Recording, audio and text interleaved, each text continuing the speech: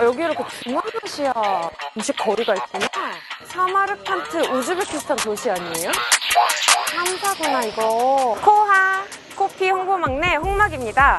오늘은 우즈베키스탄에서 12년이나 계시던 우리 김나영 차장님께서 저를 이곳으로 초대하셨는데요. 도대체 오늘 어떤 맛있는 음식을 저한테 소개해 주실지 한번 같이 가보실까요?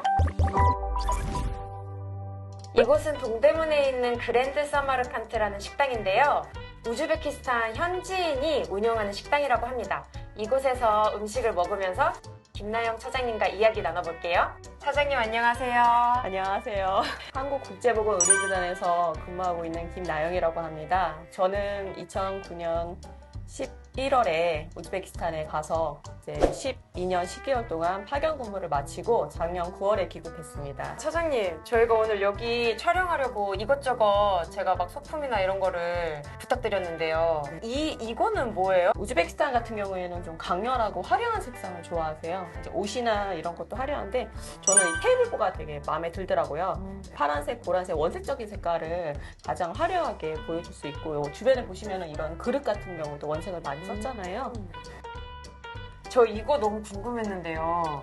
이 목화를 가지고 오신 이유는 뭘까요? 네, 요양원 가는 길에 보면은 양쪽 밭에 목화밭이 있습니다. 제가 목화를 들어만 봤지, 우리 문익전 선생님 들어만 봤지 가까이서 본 적이 없어서 이제 목화 있는 절에 가서 살짝 목화를 조금 간직하고 싶은 마음에 몇 개를 들고 왔는데 한 달 동안 10월 한 달 동안 우즈벡에서 목화 추출을 하거든요. 목화 생산량이 많아서 수출도 하고 있어서 그래서 국화인 우즈벡 목화를 보여드려 갖고 왔습니다. 와, 이게 우즈베키스탄 국화예요? 네. 그러다 보니까 이제 찻잔이라던가 전통 문양 그릇 같은데 우즈벡 국화로 이런 목화 모양을 많이 쓰고 있습니다. 이거는 뭐예요? 우즈벡 분들이 그 손재간이 좋으세요. 손재주가 좋아서 세피라로 이렇게 전통적인 그림을 많이 그리세요. 그래서 저는 옛날에 처음 왔을 때 양기 아바트라고 중고 물품을 파는 시장이 있는데요. 큰 시장이 벼룩시장이 있습니다. 우리나라로 치면 황학동 같은 데인데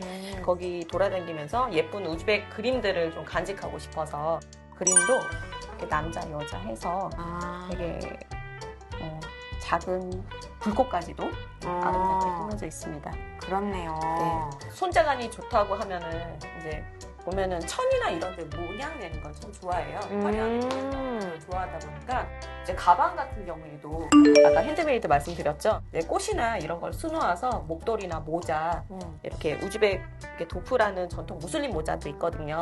행사용으로도 쓰고 일반용으로도 쓰고 이제 여성분들은 스카프를 많이 쓰시고 남자분들은 모자를 많이 쓰세요. 그러다 보니까 이제 모자에 이렇게 모양을 많이 해서 잔치 때나 일반 때도 그 기능을 달리하면서 많이 사용을 하고 계십니다. 이게 조조의 할머니라고 저희 요양원에 할머니가 계셨는데 할머니가 저한테 선물로 주신 거예요. 그래서 우즈벡은 머리를 보호하는 거를 되게 중요시 하시더라고요. 그래서 보통 우즈벡 살림하신 어머니들 보시면은 요거를 이렇게 해서 묶어 쓰세요. 네. 묶는 거구나. 그래서 저한테 선물로 주셔가지고. 이렇게 많이 쓰시고 다니세요? 평소에? 네, 어머니들 뭐 이렇게 일할 때도 쓰시고 머리 감으셨을 때도 쓰고 해서 이제 이렇게 해서 뒤로도 묶고 이제 이렇게 위로도 묶고 이렇게 하시더라고요. 근데 이제 할머니와의 추억이 있고 또 어떻게 보면 우즈벡 분들이 좋아하시는 반짝이가 화려함과 반짝이가 같이 반영이 돼서 이런 알록달록한 색감하고 반짝이를 되게 좋아하시나요? 예, 다 제 취향입니다. 예, 저는 우즈벡에 특화되어 또 우즈벡이 특이한 게 이제 금이나 금 수출국이기도 하거든요. 그래서 저는 또 원 없이 은반지랑 금반지 세공 기술이 많이 뛰어나요. 그래서 화려함들이 이제 은반지가 있어서 저 같은 경우에는 은이 이렇게까지 화려할 수 있을까. 그래서 본인을 이쁘게 꾸미는 건 참 좋아하세요, 우즈벡 분들이. 금값이 좀 싸요? 예, 금이 우즈벡에서 수출하는 국가라서 금값이 쌉니다. 근데 그 금 중에서도 제일 특별한 금이 있다고 저 들었는데 목에 차고 오셨다고. 직원들이 생일이나 행사 같은 경우에 선물해 주기를 참 좋아합니다. 그래서 같이 모여서 생일 케이크를 나누고 하는데 저는 이제 큰 사람이라고 조금 좋은 선물들을 많이 받았습니다. 마지막에 이제 우리 직원들이 금 목걸이를 선물을 해줬어요. 그래서 이제 죽을 때까지 착용하라고 빼지 말라고 해서 이렇게 두툼하고 큰 금목걸이를 선물. 사실은 월급이 많은 편이 아닌데 직원들이 다 그래도 돈을 모아서 예, 저보고 간직하라고 이렇게 줘서 저는 되게 감사하게 목에서 빼지 않고 있습니다. 직원들이 좋은 물건들을 많이 줘서 제가 가진 좋은 것들은 다 직원들이 준 것들인 것 같습니다. 이거 가지고 오셨던데 이게 혹시 뭐예요? 네. 이게 돌아가신 네. 할머니 거예요. 네, 강한나 할머니라고 네. 평생 자식 없이 사셨던 이제 97세에 돌아가신 할머니인데 그분이 이제 이런 가야금 레코드 듣는 걸 좋아하셨어요. 가야금 레코드예요? 네네. 소련 시대 때 만들어진 레코드판인데요. 아무래도 이제 어르신이 이거를 계속 레코드판으로 들으시면서 있었는데 특이한 게 이게 84년도? 네, 82년도. 예, 레코드판인데 고려인들의 문화를 나타내 주는 거잖아요. 그래서 요거는 제가 갖고 오긴 했는데 사실은 박물관에 기증할 생각입니다. 고려인들을 설명하기 좋은 자료 같아서 예, 갖고 왔습니다. 이게 이 글자가 예. 우즈베키스탄 키릴 문자 같은 건 줄 알았는데 아, 지금 아, 보니까 가야금이라고 예, 써있는 거네요. 여기 러시아어로도 가야금이라고 되어 있고 이거 예. 러시아어로 가야금이고 예. 이건 우리나라 말로 예. 가야금이라고 써있는 거구나. 보통 이제 러시아어로 까레이스키라는 단어가 붙어 있어요. 고려인 가야금 밴드인 거네요. 네네. 이거 요양원 10주년 책 저희 냈었는데 이때 네. 요양원 계셨었죠. 네. 그렇죠. 여기 우리 할머니들 다 계시는데요. 여기 이분이 강한나 할머니세요. 이분이 가지고 여기? 가시던 레포트판이고 보통 이제 한국에서 연구하시는 분들이 많이 오셨었거든요. 이제 이 할머니들의 살아온 이야기들, 강제 이주를 경험하신 이야기, 고려인들이 우즈벡에 정착하기까지 어려웠던 이야기, 우즈베키스탄이 이제 소련에서 독립한 이후에 자리 잡을 때까지 고려인들이 이제 기여했던 이야기들, 여러 가지 이야기들을 해주셨어요. 그때 많은 인터뷰를 했지만은 또 요양원을 거쳐가신 한국분들 이야기들도 있거든요. 10년 동안 우리가 어떤 활동을 해왔는지 이 이야기들을 담았습니다. 가장 아름다운 10년들을 보내면서 거기에 우리 할머니, 할아버지 이야기를 담았다고 보시면 될 것 같습니다. 제 사진도 있습니다. 제 제목은 잊지 못할 4월의 크리스마스 축복. 왜 이때 하면은 한국 영부인과 우즈벡 영부인이 저희 아리랑 요양원을 방문하는 그런 큰 역사적인 일이 있었습니다. 원래 아리랑 요양원은 우즈벡 총리랑 한국 총리 간의 약속으로 지어진 기관이다 보니까 각 양국의 우호적인 기관으로서 자리 잡고 있어서 이제 정말 아름다운 시간이 있었고요. 그 다음에 우리가 코로나 팬데믹이 왔죠. 그래서 예, 가장 아름답고 가장 기쁠 때 이제 갑자기 그것들을 준비를 하면서 저희는 이제 3월부터 2월에 코로나가 시작이 됐고 3월부터 이제 격리 생활을 진행을 했었는데 10월 달에 집단감염이 진행이 되면서 어르신들을 많이 놓쳤어요. 잃었어요. 그래서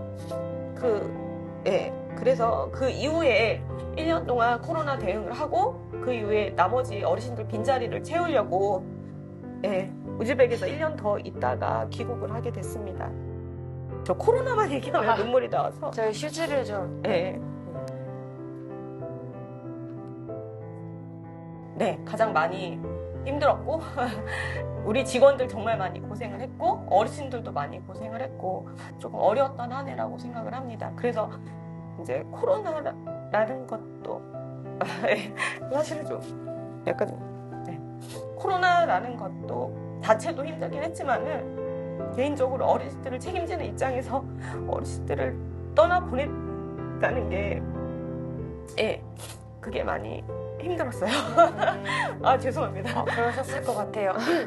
저희가 이제 본부에서 들을 때도 코로나 기간 내내 아예 귀가도 못 하시고 그 안에서 아예 폐쇄가 된 상태에서 음식도 구하기 힘든 상태로 아예 같이 지내셨다고 알고 있거든요. 심지어 이제 나중에는 같이 일하시는 직원분들까지 감염이 되시면서 원장님 혼자서 또 외부 의료진들하고 대응하고 이랬던 기간도 엄청 길었다고 알고 있어서 저 혼자만 있었던 건 아니고요. 그때 이제 한국 정부랑 우즈벡 정부 그리고 이제 저희 재단에서 정말 많은 의료 인력이랑 많은 도움을 주셔서 그래도 잘 지나갈 수 있었다라고 생각을 합니다. 물론 이제 어려운 시기가 있긴 있었습니다. 이제 우즈벡에서 이제 거기서 사재기가 잠깐 있었습니다. 그래서 사재기랑 그리고 주 단위의 지역 통제가 있었어요. 그래서 이동을 하지 못하다 보니까 그 사이에 짐을 싸들고 와서 요양원에서 한 달간 생활하는 기간도 있었고요. 그리고 이제 코로나 이후에 집단 감염이 됐을 때는 가장 마음이 힘들었던 게 그때 이제 코로나라는 거를 사람들이 잘 알지 못하다 보니까 우리 직원들이 무증상으로 걸렸을 때 자기가 아무렇지 않다라고 느끼고 있는 상황에서 통제가 돼서 본인들이 감염이 되니까 밖에 나갔어요. 집에서 재택근무를 이제 집에서 쉬고 있었는데 그때 직원들이 계속 전화가 오는 거예요. 원장님, 우리 할머니, 할아버지 어떡하냐고, 누가 밥 먹이냐고, 그분들 누가 돌보주냐고, 내가 들어가서 일하고 싶다고. 예. 그래서 요양원 어르신들은 가슴에 묻은 자식 같은 느낌이에요. 그래서 코로나랑 그때 놓쳤던 어르신들, 그리고 그거 지나갔을 때 어르신들이 그 코로나 전이 제 생일이었거든요. 생일 때 어르신들이 고려인신문에 제 칭찬을 써가지고 기사를 내가지고 백송이 장미랑 향수랑 같이 선물을 주시면서 그랬던 시기 다음에 그런 것들이 오다 보니까 되게 조금 책임을 다하지 못한 것 같은 느낌이 많이 있어요. 아니 근데 이렇게 찍었어요. 그러니까 밥 먹기 전에 이렇게 울어버리냐. 죄송해요. 그러면 제가 지금 이 상황에서 제가 밥 먹자고 말을 못 하겠잖아요. 어르신들 삶을 보면서 조금 오늘 진짜 행복하게 살자. 그리고 내일도 행복하게 살자. 그러면은 한 달이 행복하고 1년이 행복하고 많이 행복하겠다는 느낌을 받았고요. 제가 그 전까지는 되게 걱정 많이 하는 워커홀릭이었거든요. 지금도 워커홀릭이시잖아요. 저희 조금 이렇게 감정도 잠깐 추스릴 겸 네네네. 우즈베키스탄에서는 음식 먹기 전에 차를 마신다면서요?